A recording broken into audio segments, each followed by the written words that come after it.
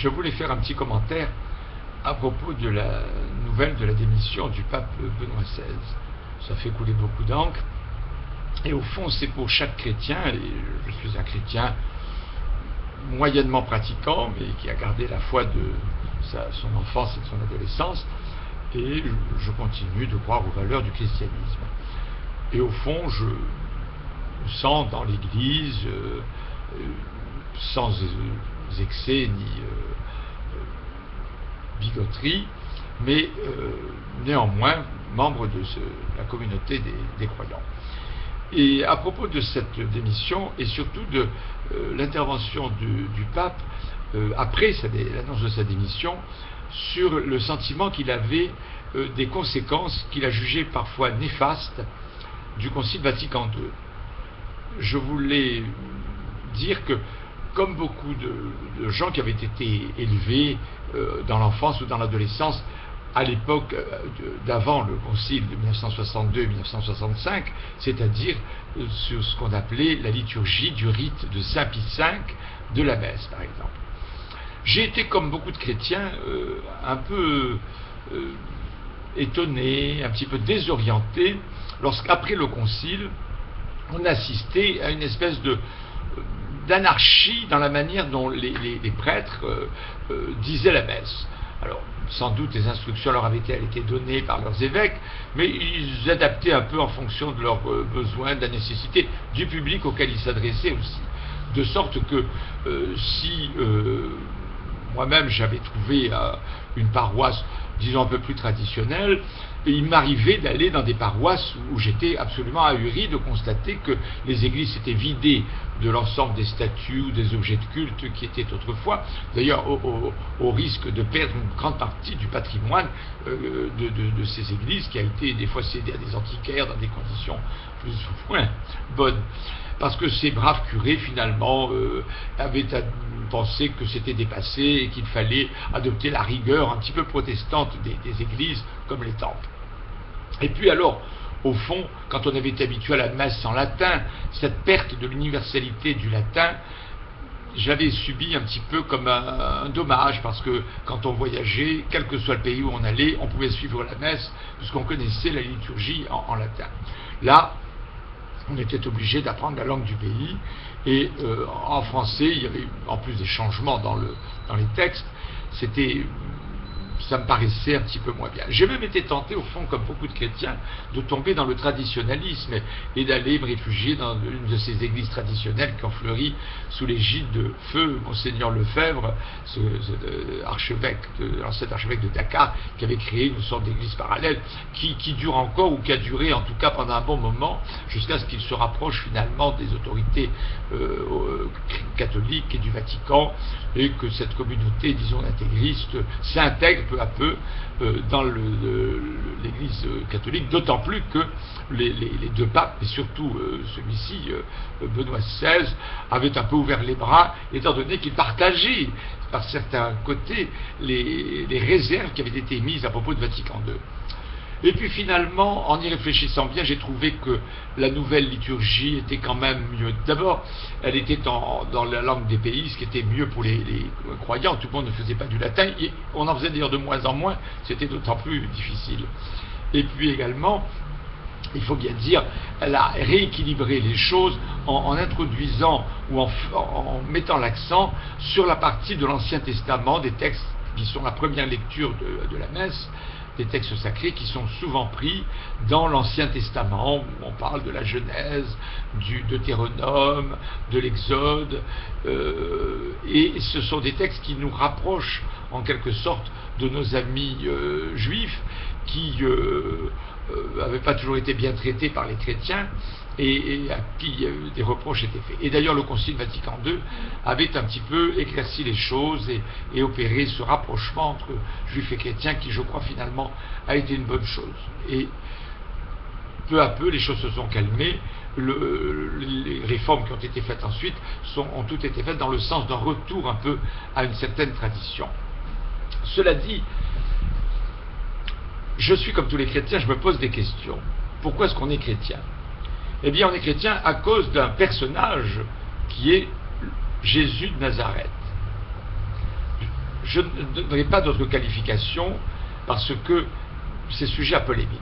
Ce Jésus de Nazareth est un personnage dont on a très peu de traces, mais qui a certainement existé, car il a eu des disciples, il a eu des suiveurs, et même en moins d'un siècle, il avait réussi, par l'action de ses disciples, et surtout de l'un d'entre eux qui ne l'avait pas connu, mais à qui il était apparu, Saint Paul, à s'implanter dans l'ensemble du bassin méditerranéen, dans l'Empire romain, et devenir une communauté religieuse très importante, qui a subi d'ailleurs le martyre parce que les empereurs romains ont inquiets de cette montée naturellement de cette religion nouvelle monothéiste qui allait contre toutes les traditions du polythéisme et du panthéon des Grecs et des Romains tel qu'il existait avec Jupiter et toute cette kyrielle de dieux aussi nombreux qu'amusants.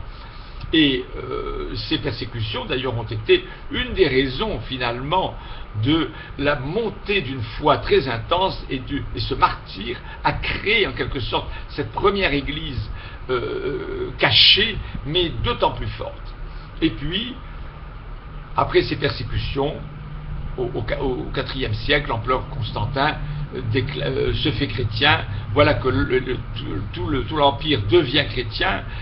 Ça va même devenir la seule religion officielle et obligatoire, et ça sera au tour des chrétiens de martyriser les païens, un peu les juifs, et puis aussi beaucoup de ceux qui se réclamaient du christianisme, mais qui ne partageaient pas tous les dogmes qui s'étaient peu à peu établis dans la communauté chrétienne. En particulier les hérésies, l'arianisme par exemple, ou même tous ces gnostiques qui avaient gardé des textes et des témoignages très anciens d'évangiles, ou en tout cas de textes qui avaient été écrits assez peu après la mort du Christ et à la fin du 1er siècle. Et ces querelles religieuses n'ont pas cessé pendant plusieurs siècles. Finalement, les pères de l'Église, dont saint Augustin, ont établi une espèce de doctrine officielle. Et l'Église s'est développée beaucoup en Occident, et elle a un petit peu perdu son influence quand l'islam est arrivé à partir du 7e et s'est étendu beaucoup au 8e et 9e siècle, mais elle a conservé quand même une grande importance. Et elle s'est structurée, elle est devenue une église avec un chef, le pape, des évêques qui constituaient l'armature finalement du christianisme.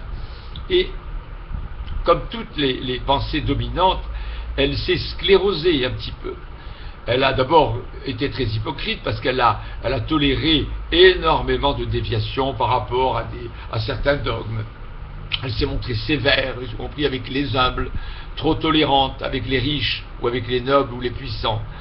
Le pape lui-même est devenu un chef d'État petit à petit. Il a joué un rôle politique entre l'empereur, le roi de France, le roi d'Angleterre, le roi d'Espagne. Et tout cela a duré très longtemps. Et surtout, l'Église a trébuché à partir de la Renaissance lorsque la redécouverte des textes à la fois grecs, anciens, des philosophes grecs, mais surtout des écrits chrétiens qui étaient restés en quelque sorte à Constantinople et dont on redécouvrait certains aspects au moment de la Renaissance. Et à ce moment-là, elle a eu peur, et également un événement très important, la découverte, l'invention de l'imprimerie par Gutenberg, qui a le premier livre imprimé, c'était la Bible, et ça a mis à la portée de tous ceux qui savaient lire, dans un livre, l'ensemble de ce texte, qui était réservé à des clercs, à des élites, à des religieux, à l'exclusion du bas peuple qui ne savait de la religion, l'Ancien Testament ou les évangiles, ce que les curés, plus ou moins bien formés et érudits, pouvaient leur dire. Et à partir de ce moment-là, c'est brisé quelque chose, parce que l'Église a tourné le dos finalement à l'évolution. Elle a condamné les découvertes scientifiques, on ne va pas citer naturellement Galilée et les misères qui ont pu être faites pour un problème scientifique dont l'avenir a montré que c'était Galilée qui avait raison et l'Église qui avait tort. Alors si on s'était arrêté là, mais ça n'était ensuite qu'une suite de positions conservatrices qui finalement ont coupé l'Église de la modernité, de la recherche scientifique, de la recherche philosophique également. L'Église était contre le siècle des Lumières, qui du coup s'est retrouvée à pratiquer une irreligion ou une opposition frontale à l'égard de l'Église et de la foi. Et l'Église a failli même y perdre toutes ces positions si au XIXe siècle ne s'était pas fait un changement finalement avec la résurgence de grands penseurs chrétiens qui ont à ce moment-là joué un rôle déterminant dans le renouveau du christianisme, et surtout au XXe siècle où un pape, le pape Léon XIII, a réussi en quelque sorte à donner une doctrine sociale à l'Église, ce qui a beaucoup aidé des penseurs qui à la fois étaient des chrétiens et des chrétiens avec une grande foi pratiquante, mais également qui voulaient tout de même changer un peu la société, en tout cas éliminer ce que les inégalités, la misère, l'exploitation des hommes avaient de terrible pour tous les chrétiens et pour l'humanité elle-même. Voilà. Et on en est arrivé là, l'Église continue. Alors l'aspect positif, c'est que ça fait 2000 ans que le christianisme perdure et finalement continue d'avoir énormément d'adeptes et de croyants, et que beaucoup de gens gardent la foi. Je dirais que pour moi, je reste lucide sur ces problèmes-là. Je crois profondément que l'Église ne peut pas refuser la modernité quand elle est assise sur des données scientifiques incontestables et incontestées. Et d'ailleurs, la science vient parfois au secours de la religion et de la religion chrétienne. Quand le Christ annonce la fin du monde, eh bien, on se dit que la science d'aujourd'hui n'en est pas tellement loin. Quelque astéroïde viendra faire éclater notre planète, Dieu sait quelle catastrophe céleste arrivera, et on sait bien qu'il y aura une fin de l'humanité, que l'homme disparaîtra, et qu'il faut bien nous en remettre à une puissance supérieure, qu'on l'appelle Dieu le Père ou de tout autre nom, en tout cas une chose qui nous dépasse et pour laquelle eh bien, nous n'avons plus qu'à garder espoir. Mais je dirais que le plus important pour le chrétien d'aujourd'hui, c'est de mettre en avant ce qui est le fondement du christianisme, en dehors naturellement de la croyance en Dieu, le Père et en Jésus-Christ, c'est ce que le Christ a toujours affirmé, c'est la charité. Et c'est ce qui a fait survivre l'Église, c'est des personnages extraordinaires. Je vais en citer quelques-uns. C'est Saint Vincent de Paul, ce prêtre extraordinaire qui va chercher des enfants perdus dans les rues, abandonnés, qui crée des orphelinats, qui va racheter des galériens prisonniers sur des galères, qui va prêcher la pauvreté, qui va prêcher l'amour, qui va prêcher la charité, et qui va devenir un saint très justifié. C'est la petite Sainte Thérèse de Lisieux, seule dans son Carmel, personnage sans culture, sans instruction, et qui par la seule force de sa foi réussit à convaincre son entourage d'abord, tout le monde autour d'elle, le monde entier finalement, de son amour pour Jésus-Christ, et qui fait de cette petite femme une sainte extraordinaire qui donne la foi aux autres. Et puis, tout récemment, Mère Teresa, voilà cette religieuse dans les pires situations à Calcutta, qui va aider des pauvres gens, qui ne sont d'ailleurs pas chrétiens, à mourir dignement. Eh bien, elle aussi, future sainte, si elle ne l'est déjà, c'est ce genre de personnage qui finalement nous fait croire non seulement en Dieu, en Jésus-Christ, mais aussi en l'Église, puisqu'elle permet la création de personnages tels que ceux-là. Voilà.